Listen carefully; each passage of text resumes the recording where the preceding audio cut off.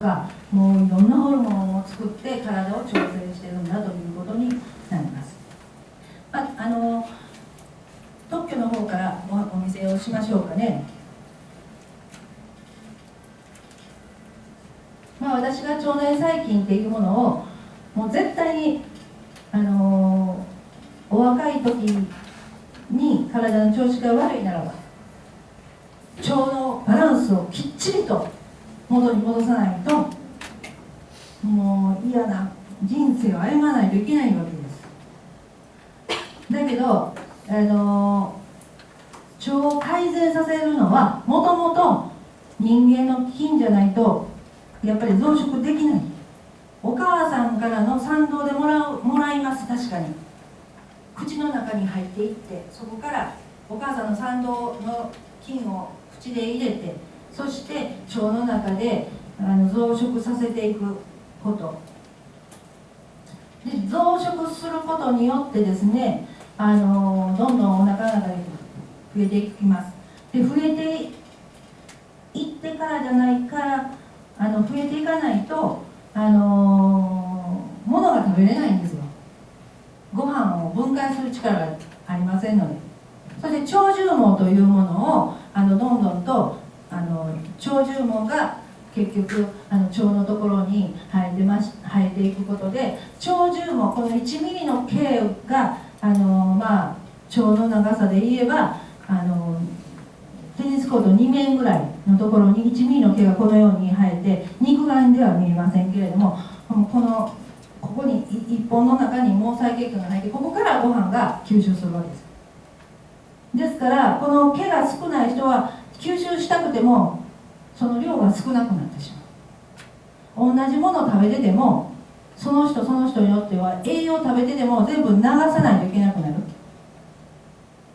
結局吸収ができるかできないかっていうのはこういうところに決まってきますね。なのでこの上に善玉菌がわーっと善玉菌ありますか。善玉が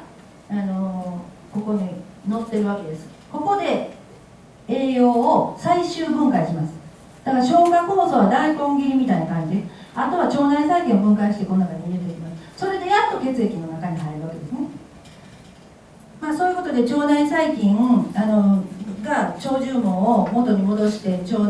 を改善させていきますよということですけれどもやっぱり腸の中で善玉菌が少なかったら毒物にタンパク質を特に分解できません。特にタンパク質が分解できないからタンパク質のまま腸のところに残ってしまう。そうするとこれが毒素に変わりアレルギー反応が起こるということになりますので腸内細菌を増やしておくとアレルギーなんかも、ここのところで、特許を取ってるわけですけども抗発がん剤というのはがんっていうのはねそのがんの話ちょっと話をしようかなと思うんですけどがんというのはちょっと電気つけていただいてもいいですか。なんか私がんだったんですとかっていやがんになるのがみんながんになってる。皆さんも今日がんになってます。何回がんになってるかな。10分に1回がん細胞が生まれてます。1日5000個のがんができてるんですよ。だけどそのがんがですね細胞分裂してどんどん大きくなっていかないように大きくならないように白血球というのがいつも殺してる。食べて殺してます。だからちゃんと腸内細菌をきちっと持ってて白血球もきちっと作れるようになってどんどん白血球の数を増やしていくことができるならばねもともと白血球を作るのは善玉菌ですから善玉菌の多い人ほど白血球をたくさん作れるわけですよ。だからがんにならない人なる人っていうのもはっきりしてるんですこれ。だからがんというのはなるんじゃなくってがんを殺せなくなることががんになるんです。なのでみんながんになってます。だからがんは遺伝だとかいやもちろんみんな遺伝ですよこれ。生まれた時からがん細胞をもらってお母さんのがん細胞をもらってますからがんはどんどん繁殖してます。だけど一つの1センチこうなって1センチ、この周囲が1センチになった時に、ああ、がんだって分かるんですね。でこれになるまで10年ぐらいかかるんですよ、最低で。長かったら30年ぐらいかかってる。だから1センチ見つかるまでがんがこういろんな血液こういろんな調べてると、あっってこう見つかるまで10年から30年ぐらいかかってる。でね、こういうがんはあるし、それが先ほど言いましたっけ、この回で言いました、外側から入ってくる、まだ言ってない。だから経皮毒、すごい毒物ですよね。化学薬品がこの毛細血管に外側から入ってくる。これはありえないですけれども、これこそが本当にがんウイルスを本当にパワーアップさせる、進行がんに変える。私はそう思いますね。普通のがんと違う、一瞬で1年で死んでしまう進行がんと普通のがんがあるんですけど、普通のがんっていうのはこんなのプリッとなんですよ。でこのがんはこういうがんっていうのは中にあってこうどんどん出順していって隠れパワーアップしてる進行がんっていうのは絶対表に出てこないんですよ。どんどん下へ行くんですけど、上に出てくるポリープっていうのはもうね、もうおとなしいがんなんですよ。なのでこういうがんもし私たちががんになって、これ白血球が少なくなってしまうとね、見つけられないって勝手に育ってしまうわけです。いつまで殺してるはずだよね。なので、がんっていうのはそんな怖いもんじゃなくて、やっぱりその時に冷静になってやっぱ免疫を上げるということが非常に大切だ。それから血液をきれいにしていったり、水をたくさん飲んだりとかいう、もう時間もそろそろ15分ぐらいになってきましたから、食べるその免疫力をガーッと上げておく食生活をしていくことによって、ここにある、例えばここにがんがあったとしましょう。だけど私はこのところのことばっかりを集中しているのが医学だと思う。ここばっかり考えるの。そうじゃなくって、私は腸を良くして、腸自身を良くして、ちゃんと体の中のところに栄養をちゃんと与えて、ものすごい高い免疫力を与える食事をしていけば、こういうものなんていうのは全部傷を治すような状態で私たちの体は治すことができると思ってます。だからよく聞くでしょ、がんがなんか小さくなってなくなったとかっていうのは免疫上げたら方の話だと思うんですよ。だけどこういうものっていうのはね、本当にもう今はね、髪の毛テロテロにしたりとかね、本当になんていうのかな、この間女性自身かなんかで第5年ぐらい前ですか、マニキュアしてるマニキュアやってる人たちがとか、ネイリストが子供が産めないナンバーワンになったとかね、いろいろ書かれてますけども、やっぱりね、こう色素とか、それから毒物がどんどん入っていくことによってですね、何が入ってるかというと、こうアルコールが入ったりとかするわけですよね。だからやっぱりこう薬とか毒物っていうか、そういうものが結局そのウイルスなんかをパワーアップさせてしまうというか、強くさせてしまって、だから抗がん剤なんか私もそうだと思うんですよ。だんだん強くさせるからね、耐性になる。だからなんでがんの話するかというと、私もがんばっかり見てきたのでね、もう今府立大学とかの先生方とかといろんなお話ししたりとかするんですけど、やっぱり産婦人科先生でも本当に子供さん出てきた時にもうシャンプーとかもうトリートメントの香りをもうプンプンするのっていうようなこととかね、もう体中に薬剤が入りすぎてるんですよ、皮膚からで。そういうことになってくるとそういうものに強くなってしまう。結局殺すことなんてできないんですよ。パワーアップさせていくばっかりで、どんどん隠れていきますから、でどんどん出場していくということで、私はね、ちょっと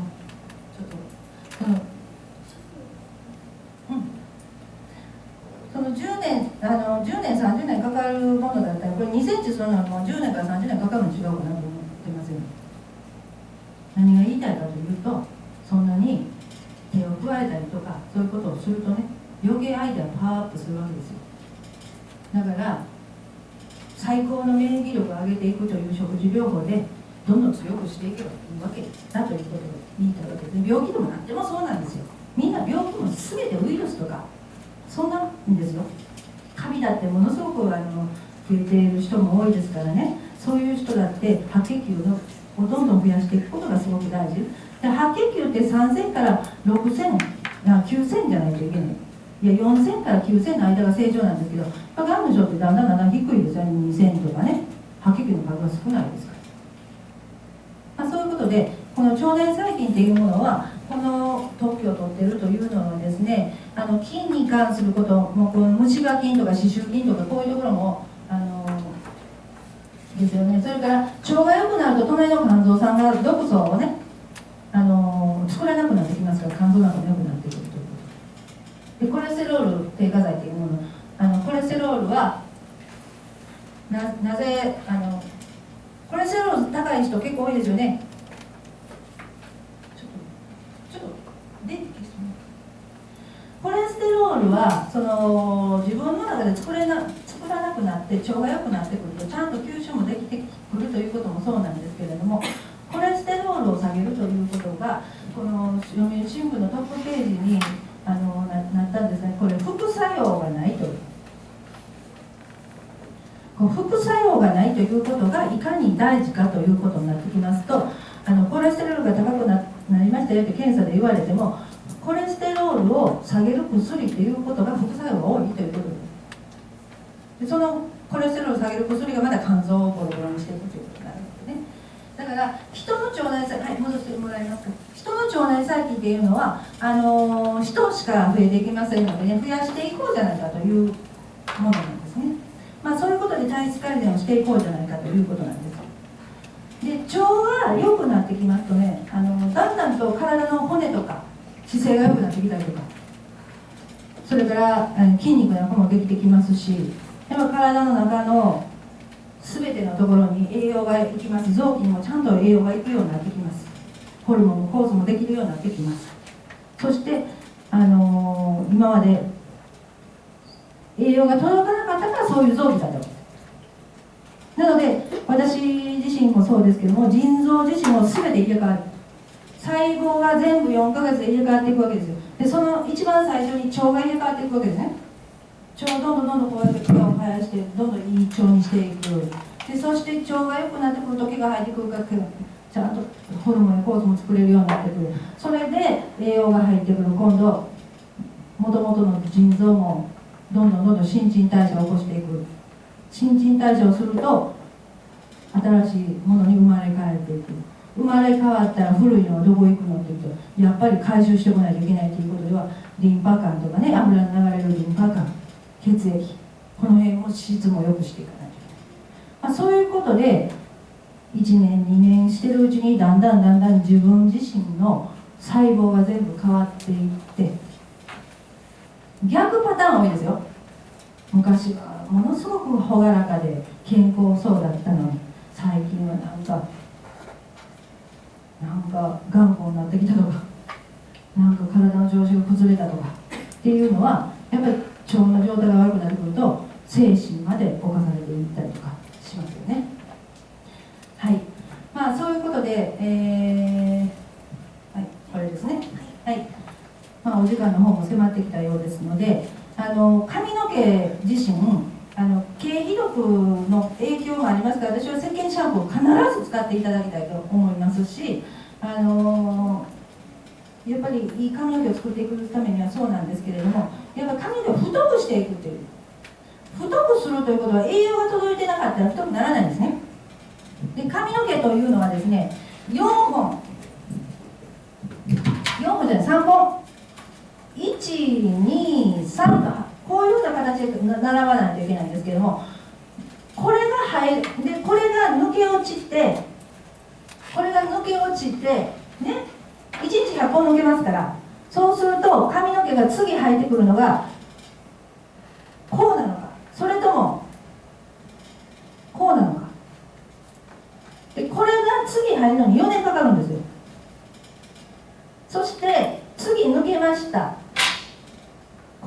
したっていうのはこのパターンが多いですね。でこのパターンが多いです。これ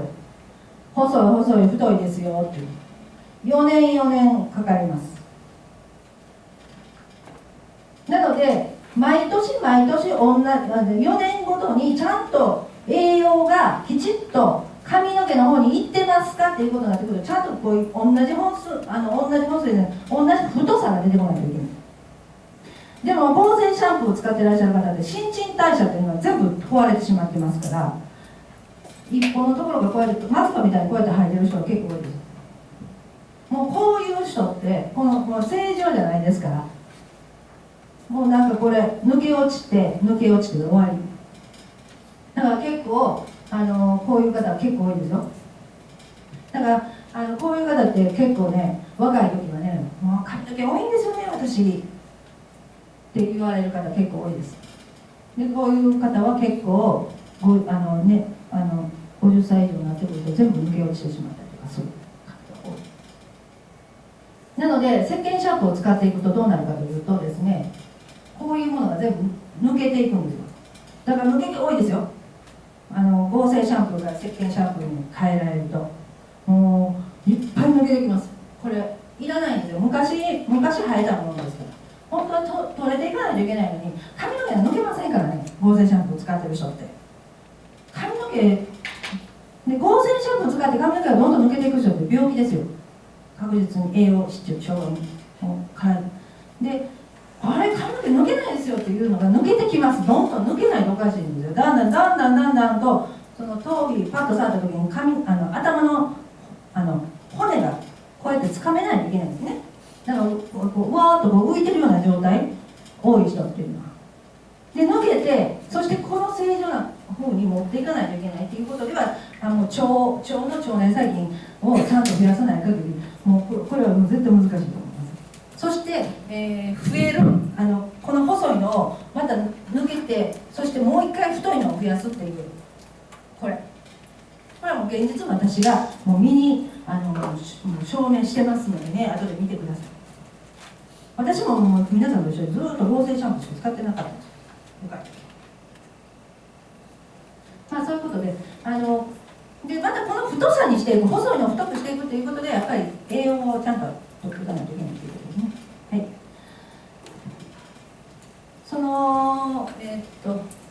ミネラルのことをお話ししてませんでしたけども、ミネラルというのはですね、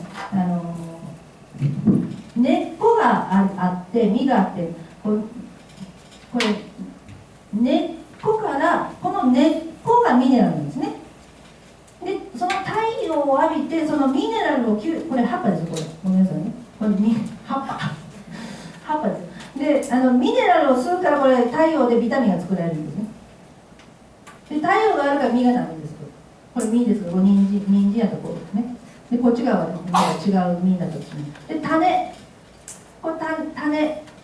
種に多いんですよね、必須脂肪酸というのはね。で意外と根っこ食べ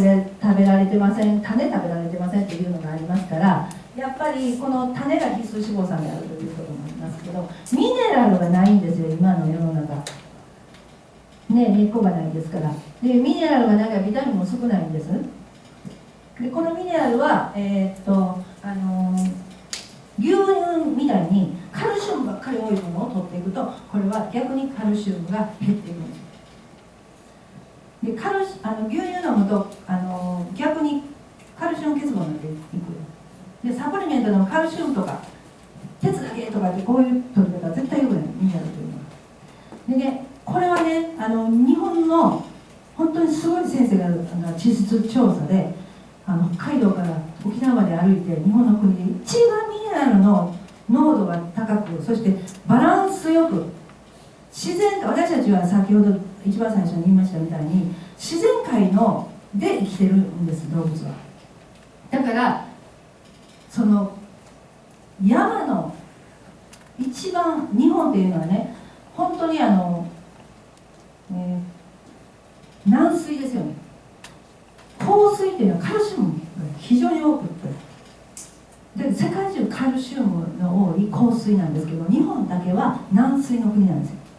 軟水の国というのはカルシウムばかりじゃなくて、カルシウムもマグネシウムもある程度あって、微量ミネラルがたくさん入ってて、必須ミネラルが非常にあるという、これがすごいんですよ。だから長寿国なんですね、水が良いから。だけど水道水になりまして、塩素があるというのももちろんダメですけど、やっぱり浄水器になってからミネラルがほとんどゼロになってますよね。なのでこのミネラルを作り出した先生っていうのはすごい先生でしてね、30元素、これね私が調べると60元素ぐらいもっとあるんですけれども、もう調べられないんですよ。もうゼロゼロゼロゼロゼロゼロミネラルっていうのはこの自然界の状態のままここに来ないといけないんですよ。人間がいじったらダメなんですよ。この鉱物、岩の人間が生きられる日本の国の山っていうのは最高のミネラルの岩だから木がいっぱい生えてますね。世の中ではハゲマばっかりです。バランスを崩さないでこのまま取って、そしておしっことか汗とかで出していく、老廃物を出していくという意味ではもう最高のバランスですね。だから最高金賞をいただいてます。でこのミネラルを取っていかないと人間の細胞の中に水というものが入らないんですよ。だからアクアポリンという場所がありましてね、この中に入りたいんですよ、水が。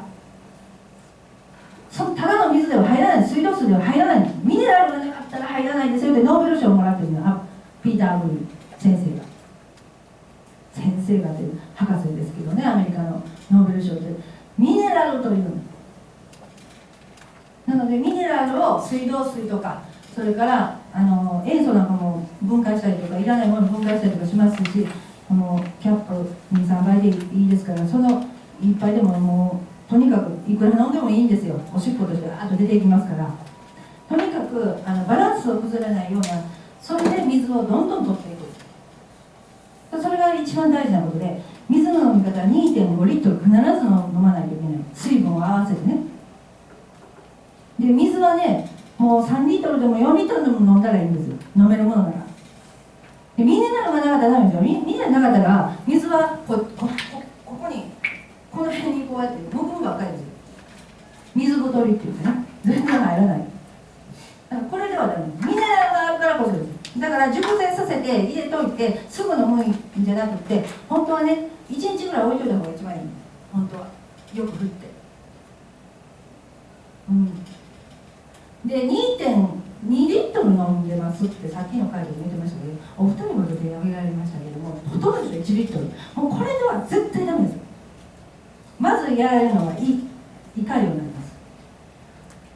なので水は絶対ミネラルの水を飲まないといけないということと、1時間に 200cc 飲んでますかっていうことですよ。1時間に 200cc 飲んでるとかける10時間で2リットル、1時間に 200cc 飲めない、それ言われたらみんな飲んでないっていう、みんなに飲んでないだから思ってるほど飲めてないんです。水というものは意識して飲まないといけないと思います。これだけでも体には健康がです。なんか調子悪いわって思ったらまず水飲むことです。風邪ひいたわと思った時にまずやらないといけないのは抗生物質なんですよ。医者が走るんではなくて、まず水を飲むこと。子供でもそうですよ。水が切れたらギャーギャー泣きますから。子供がよう泣いてるでしょ。もうデパートとか行くともうギャンギャンギャンギャンが行くって水飲ましてないんですよ。特にミネラルの水がなかったら入っていかないですから。脳が渇いてしまってる。だからベビーの会をする、ね、赤ちゃんのお母様2人ギャーギャー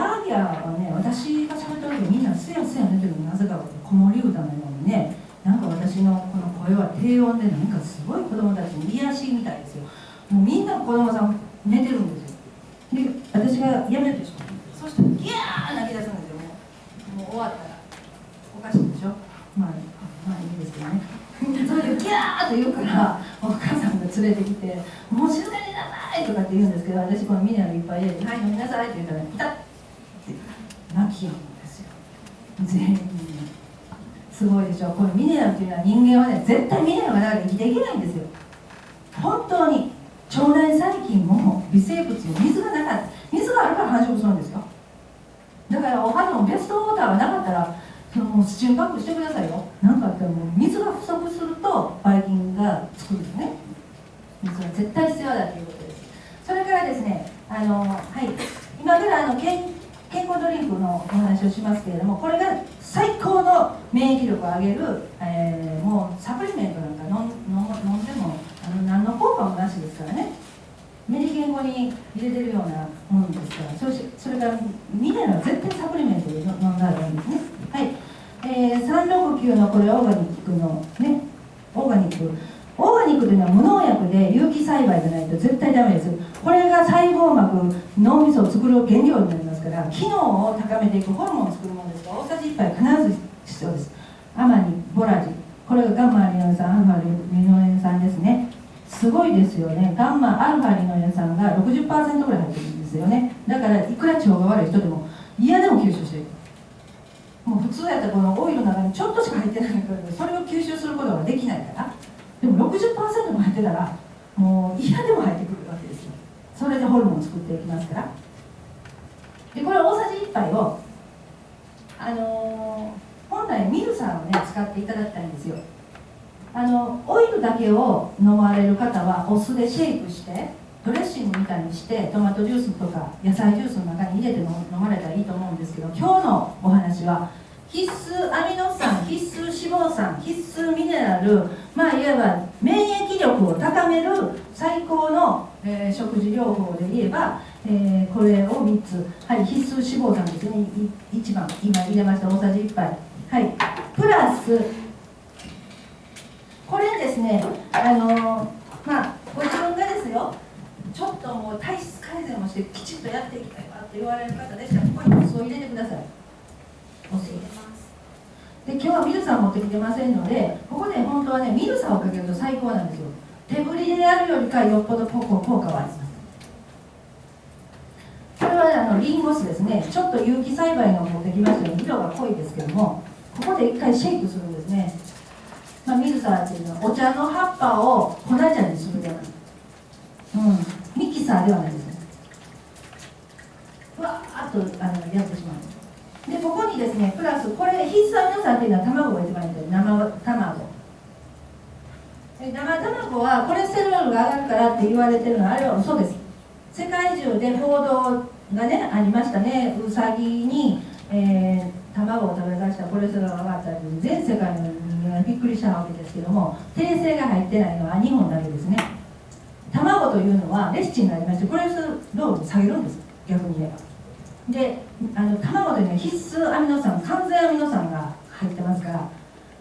一番吸収もいいですから、ここでお酢が入ってますから、この油が吸収しやすいというのもそうですけど、こっちの卵がお酢によって腐敗しないです。で腸が悪い方とかアレルギーの方でも大丈夫です。でミルサーをかけて、はい、卵ちょっと抜きました。今日は卵持ってこれませんので、そこでこれは 2,3 倍入れてください、ミネラルを。でここでミルサーっていう形なんですね。卵1個ですね、 2,3 倍必須ミネラルはこれですね。で、お酢は大さじ1杯でもいいし、その半分でもいいです。で大さじ1杯ですね。これで朝飲んでいただきたいわけですね。はい、卵が入ってませんけれどもミルサーで作ってください。でこれで善玉菌で、ここにこの善玉菌ですね、これが先ほどの腸内細菌が3兆個入っておりまして、1本で3兆個ですから3分の1で1兆個。最近のヨーグルトはだいたい100億個ですから、100億個と、もうヨーグルトが善玉菌を増やしませんので、人間の体の善玉菌は